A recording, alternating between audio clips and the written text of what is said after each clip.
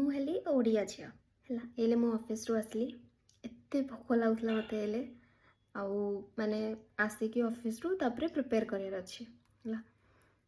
ଏତେ ଭୋକ ଲାଗୁଛି ମୋତେ, କ'ଣ ଖାଇବି ଭାବିଲିନି, ଭାବି ପାରିନଥିଲି କ'ଣ ବନେଇବି ବୋଲି। ତାପରେ ମନ ହେଲା ପଖାଳ ଖାଇବାକୁ।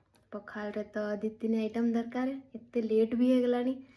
ସେଥିପାଇଁ ମୁଁ ଆଜି କରିଲି, ମନକୁ ଆସିଲା ଖାଇବା ପାଇଁ ଆମ ପଖାଳ ଭାତ। ଗାଁ ଭଳିଆ ତ ମିଳିପାରିବନି ସଜ ପଖାଳ, ଆଳୁ ଆଉ ଯେଉଁ ଫୁଲକୋବି ଭଜା କରିଦେଇଛି। ଆମେ ଆଣିଥିଲୁ ମାଛ ଭାଜିବା ପାଇଁ, ଲେମ୍ବୁ ଅଛି, ରସୁଣ ପାଗ ପାଣି କରିକି, ଆଉ ଆମ୍ବ।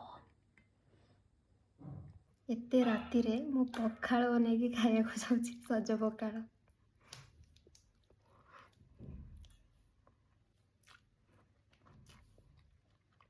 ଆମ ଓଡ଼ିଆମାନଙ୍କ ପାଇଁ ପଖାଳ ଠାରୁ ଆଉ କିଛି ବି ପ୍ରିୟ ନାହିଁ।